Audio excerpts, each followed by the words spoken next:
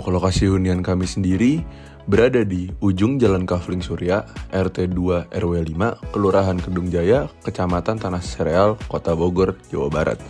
Luas lahan untuk hunian kami yang tersedia yaitu 300 meter persegi dengan ukuran tanah 18 meter x 17 meter. Di mana dalam rencana kami yang digunakan untuk luas bangunan adalah 11,5 meter x 13,5 meter. Lalu selanjutnya, dana hunian kami sudah terlampir. Lalu, untuk aspek yang pertama yaitu appropriate site development. Prasyaratnya adalah lokasi dari perumahan sesuai dengan perumahan berdasarkan Perda Kota Bogor nomor 6 tahun 2021.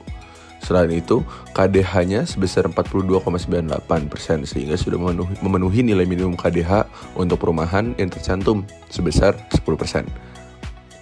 Lalu untuk poin pertama yaitu green area ASD 1, dari hunian kami memiliki vegetasi minimum 30% dari luas total lahan yaitu 131,53 meter persegi. Lalu digunakan juga bibit monstera, lidah mertua, dan aglonema yang berasal dari Jawa Barat dan Jawa Tengah, di mana sumbernya maksimal 500 km dari tempat hunian itu dibangun. Lalu, direncanakan juga adanya pohon ketapang kencana untuk menciptakan suasana yang lebih teduh serta nilai estetik yang baik. Lalu untuk poin ASD kedua, yaitu supporting infrastructure. Kawasan hunian yang kami bangun memiliki utilitas yang lengkap seperti jaringan jalan, jalur drainase, jalur listrik, jaringan internet, telepon, dan jaringan air bersih. Sebagai contoh, sarana pendidikan yang terdapat di dekat hunian kami yaitu SDN 1 Kedung Jaya 1, SMP ITA Taufik, dan SMK Tridharma 3 Bogor. Selain itu juga tersedia juga sarana peribadatan yaitu Gereja Batakara Protestan dan Masjid At-Taufik.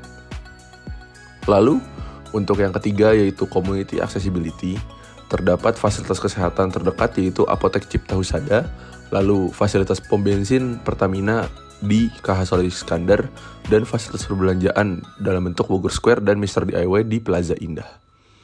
Lalu untuk poin keempat atau ASD keempat yaitu pest management, kami melakukan penanggulangan nyamuk dengan bantuan bahan anti nyamuk seperti cat atau material bangunan yang khusus mengusir serangga. Lalu digunakan juga tanaman serai dan lavender sebagai metode pencegahan alami. Lalu untuk penanggulangan tikus, hunian dan rumah kami dibangun tanpa adanya celah pada bagian dinding, lantai, ataupun atap, serta desain dapur dan tempat penyimpanan makanan tertata rapi dan ditutup dengan rapat untuk mencegah masuknya nyamuk. Lalu untuk poin ASD kelima yaitu public transportation, terdapat halte bis Cimanggu 1 dan Cimanggu 2, serta jangkauan akses 400-500 meter dari jalan utama yang berada dekat di kawasan rumah yang akan dibangun. Lalu, poin ke-6 atau ASD 6 yaitu Storm Water Management, yaitu untuk air limpasan di atap menggunakan pemasangan sistem saluran air hujan dengan bentuk talang dan pembuangan. Serta itu, pemilihan material atap yang tahan air dan mudah dibersihkan juga digunakan seperti genteng keramik ataupun metal. Dilakukan juga perawatan rutin pada talang. Dan untuk air limpasan di halaman, disediakan sistem drainase yang efisien dan menggunakan material penyerap air seperti kerikil atau pasir. Selain itu menggunakan juga tanaman penahan dan melakukan pengaturan kontur tanah halaman dengan menciptakan elevasi lebih tinggi di sekitar fondasi untuk membiarkan air limpasan mengalir dengan alami. Lalu untuk poin selanjutnya yaitu energi dan efisiensi conservation atau EEC. Prasyarat yang digunakan adalah adanya meteran listrik baik dari listrik jaringan maupun listrik swadaya atau listrik yang dihasilkan. Selain itu menunjukkan adanya analisis desain pasif seperti kaca jendela yang besar digunakan sehingga banyak cahaya yang masuk dan terjadi ventilasi silang. Untuk poin yang pertama atau EEC 1 yaitu submetering, yaitu menyediakan submetering untuk salah satu komponen seperti lampu atau AC. Lalu juga melakukan penghitungan konsumsi listrik pada rumah yang dimana pada hunian kami diperoleh di 720,03 kWh atau kWh. Lalu untuk EEC 2 atau poin kedua yaitu artificial lighting, kami menggunakan lampu dengan penggunaan listrik sebesar 30% lebih hemat daripada penggunaan listrik, yaitu hanya sebesar 58,41 kWh atau kWh, atau dalam persen hanya sekitar 8,1%. Lalu kami juga menggunakan LED dan elektronik balas. Zona pencahayaan kami pun diatur sedemikian rupa sehingga mencakup ruang keluarga dan ruang makan di hunian kami, di mana di ruang keluarga dipasang sebanyak 4 lampu dan di ruang makan dipasang sebanyak 1 lampu. Selain itu, kami juga menggunakan fitur otomatisasi seperti sensor gerak, timer atau sensor cahaya minimal pada satu ruangan rumah. Seperti pada contohnya, dalam hunian kami menggunakan lampu otomatis di wastafel.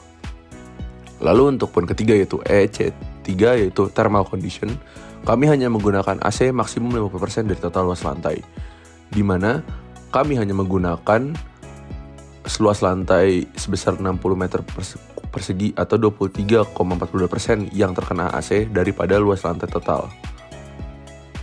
Lalu selanjutnya EC4 yaitu heat reduction.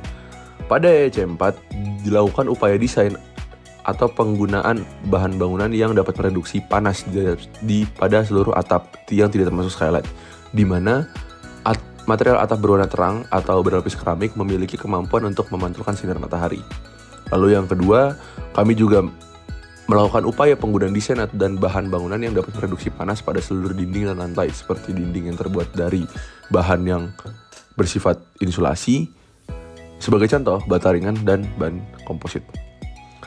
Lalu kami juga pada poin kelima yaitu energy saving home appliance, kami juga menggunakan perabotan rumah yang hemat energi. Lalu juga pada poin ke-6 atau EC6 yaitu renewable energy sources, kami menggunakan fitur pembangkit listrik alternatif untuk tenaga listrik di mana dalam bentuk panel surya, di mana dibutuhkan sebanyak 2 buah panel 200 WP. Poin selanjutnya yaitu water conservation atau WAC. WAC 1 yaitu water metering, di mana hunian kami memiliki meteran air di sumber air primer yang berguna dalam identifikasi pemborosan, peningkatan efisiensi penggunaan air, dan memantau penggunaan air. Pada perhitungan konsumsi air pada hunian kami diperoleh sebesar 10,539 meter kubik per jam atau 252.840 liter per hari. Lalu selanjutnya WAC2 atau Water Saving Fixtures, di mana skor penghematan air pada hunian kami sebesar 4-5, di mana digunakan 6 liter per flush untuk WC, 9 liter per menit untuk seluruh shower, dan 7 liter per menit untuk 50% total keran yang ada di hunian kami. Lalu untuk WAC3 yaitu Rainwater Harvesting, kami menyediakan fasilitas penampungan air berkapasitas minimum 200 liter untuk digunakan kembali sebagai air flushing toilet, di mana hal ini berguna dalam mengulangi konsumsi air dari sumber utama. Air hujan pada hunian kami sangat tidak digunakan untuk membilas toilet dikarenakan proses ini memerlukan banyak air pada setiap harinya, di mana tangki yang didesain pada hunian atau rumah kami berkapasitas 840 liter. Lalu poin WAC4 yaitu Water Saving Irrigation, kami tidak menggunakan sumber air primer sebagai sumber untuk penyiraman tanaman, di mana kami menggunakan sumber air alternatif seperti air hujan atau air sisa cucian piring yang digunakan untuk menyiram tanaman.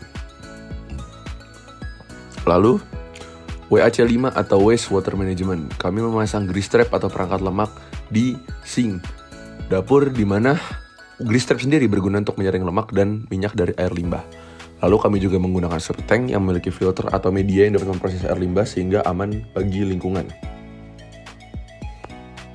Lalu selanjutnya adalah material, resource, dan end cycle, di mana prasyarat yang digunakan adalah tidak menggunakan refrigeran klorofluorokarbon atau CFC. Hal ini bisa kami penuhi karena kami menggunakan kulkas dan AC yang ramah lingkungan seperti AC Daikin FTV 15BX V14,5 PK dan Aqua Aki RD205 MDS. Untuk MRC1 yaitu non-ODP refrigerant, kami tidak memenuhi karena kami tetap menggunakan AC yang menggunakan refrigeran hydrochlorofluorocarbon atau HCFC pada sistem AC kami. Lalu selanjutnya MRC2 yaitu material reuse. Kami menggunakan material bekas seperti penggunaan kayu daur ulang yang didapatkan, lalu batu bata dari bangunan lama ataupun logam yang telah didaur ulang untuk digunakan kembali dalam konstruksi hunian kami, di mana hal ini mengurangi kebutuhan material baru dan juga mengurangi limbah konstruksi. Lalu selanjutnya MRC3 yaitu Environmental Friendly Material Source, yaitu kami menggunakan material yang berasal dari proses daur ulang, di mana seperti tadi sudah dikatakan seperti plastik, kertas, dan logam yang telah diproses dapat diterapkan kembali dalam elemen konstruksi hunian atau rumah kami. Lalu kami juga menggunakan furniture rumah dari sumber terbarukan daur ulang atau bekas untuk mengurangi permintaan terhadap material baru yang digunakan dalam proses produksi dan mengurangi jejak karbonnya. Lalu MRC 4 yaitu Environmental Friendly Process Material kami juga sudah memenuhi. Lalu MRC 5 atau Certified Wood kami menggunakan kayu yang legal sesuai dengan peraturan pemerintah yang mencatat tentang asal kayu dan sah untuk terbebas dari perdagangan kayu ilegal, di mana hal ini dilakukan untuk melindungi ekosistem hutan dan mengurangi dampak deforestasi. Selanjutnya material MRC 6 yaitu prefab material, di mana kami menggunakan material prafabrikasi pada komponen bangunan utama untuk menjaga kualitas dan juga meminimalisasi limbah. Selain itu, dengan menggunakan material prafabrikasi atau prefab material, kami juga dapat mengurangi waktu pembangunan karena komponen datang dapat langsung dipasang. Selanjutnya MRC 7 atau poin ke-7 yaitu lokal material, di mana material yang kami gunakan untuk pembangunan hunian kami berasal dari radius 100.000 km dari lokasi proyek atau hunian kami. Hal ini dilakukan untuk mengurangi jejak karbon yang dihasilkan dari transportasi material, serta mendukung perekonomian dan transportasi lokal. Selain itu juga kami juga menggunakan material yang hanya berasal dari dalam wilayah Republik Indonesia untuk membantu mengurangi ketergantungan pada produk impor dan melestarikan sumber daya alam. Lalu MRC 8 atau carbon footprint kami juga sudah memenuhi. Aspek green building yang selanjutnya akan dibahas yaitu Indoor Health and Comfort atau IHC. IHC sendiri memiliki prasyarat yaitu tidak menggunakan material asbestos pada seluruh bagian rumah. Kami menggunakan atap genteng yang dipilih karena keunggulan dalam ketahanan, estetika, dan kenyamanan sehingga mendukung keselamatan, kualitas hidup, dan keberlanjutan lingkungan. Untuk IHC 1 yaitu Fresh Air Circulation, yaitu luas ventilasi idealnya memiliki luas 5% dari total luas bangunan, yaitu sebesar 8,5 meter persegi.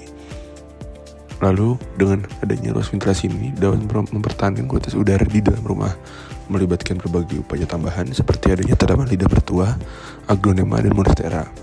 Selain itu, kamar mandi juga akan dilengkapi dengan sistem sirkulasi udara yang baik untuk mengurangi kelembapan, mencegah jamur, dan menjaga kenyamanan serta kesehatan penghuni. Terakhir, dapur dilengkapi dengan sistem sirkulasi udara keluar yang efektif untuk menghilangkan asap, bau, dan uap panas, menjaga kualitas udara, serta menciptakan lingkungan yang nyaman dan sehat. Selanjutnya, IHC 2 atau Natural Lighting, di mana dalam poin ini akan dibahas cahaya alami. Cahaya alami di rumah dirancang untuk menerangi minimal 50% dari luas ruangan jika dibandingkan dengan luas bangunan, yakni 64 meter persegi sesuai dengan standar SNI. Hal ini untuk mengurangi ketergantungan pada pencahayaan buatan, menciptakan suasana sehat dan ramah lingkungan, serta mengurangi konsumsi energi listrik itu sendiri. Selanjutnya IHC 3 atau Visual Comfort, yakni menggunakan lampu dengan tingkat pencahayaan sesuai standar SNI untuk memastikan penerangan yang optimal, menciptakan kenyamanan visual, mendukung aktivitas sehari-hari, serta efisiensi energi.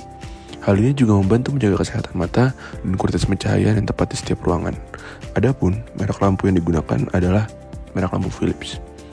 Selanjutnya IHC 4 yaitu Pollutant Source Minimalization, dengan menggunakan cat dan lapisan pelindung dengan kadar VOC rendah untuk menjaga kualitas udara dalam ruangan, mengurangi risiko kesehatan, serta mendukung lingkungan bersih dan ramah lingkungan. Adapun cat yang digunakan untuk memenuhi hal ini adalah Nippon Paint.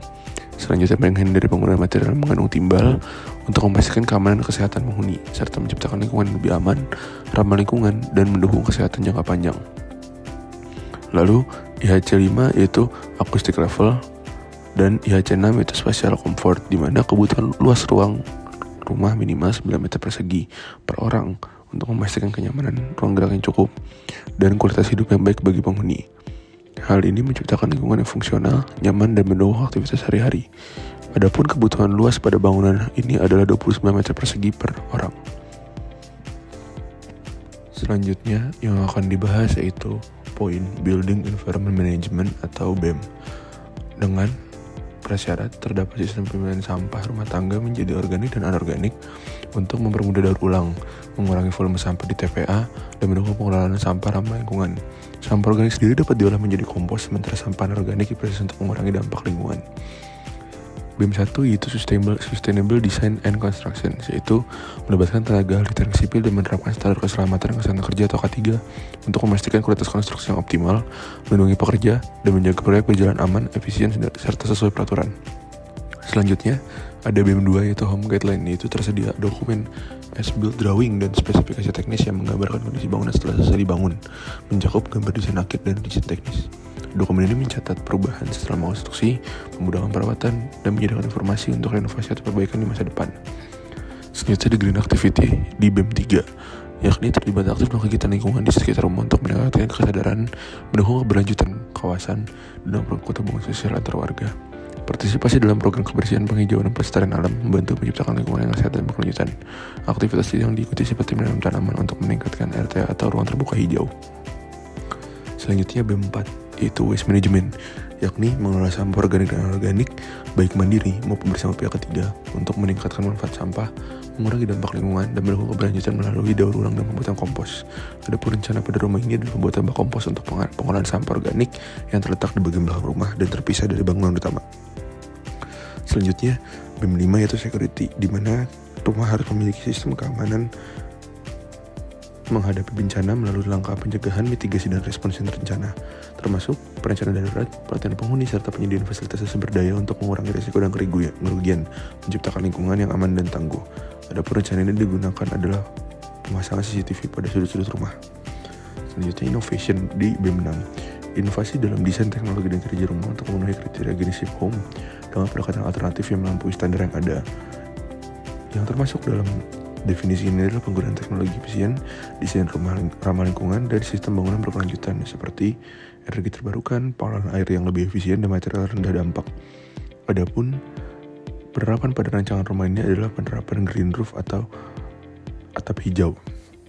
Selanjutnya, BEM 7 yaitu home design development, di mana perencanaan rumah dirancang untuk mengakomodasi optimalisasi ruang seperti konsep rumah tumbuh yang memungkinkan ekspansi seiring waktu sesuai kebutuhan penghuni. Desain fleksibel ini dapat menyesuaikan dengan perubahan jumlah anggota keluarga, tanpa mengorbankan kenyamanan, serta mendukung keberlanjutan dan efisiensi sumber daya. Adapun rencana rumah tumbuh pada rancangan rumah adalah 2 lantai. Selanjutnya, total score green homes, di mana dengan kriteria-kriteria yang sudah disebutkan, yaitu kelayakan dengan nilai memenuhi, prasyarat memenuhi, tepat guna lahan yaitu 11 nilai, efisiensi konservasi energi 11 nilai, konservasi air 10 nilai, sumber dan daur material 8 nilai, kesehatan dan kenyamanan dalam ruang 11 nilai, manajemen lingkungan bangunan 9 nilai. Total nilai Green Safe Home kami adalah 64 dengan persentase 78%, dan predikat yang didapatkan adalah platinum. Terima kasih.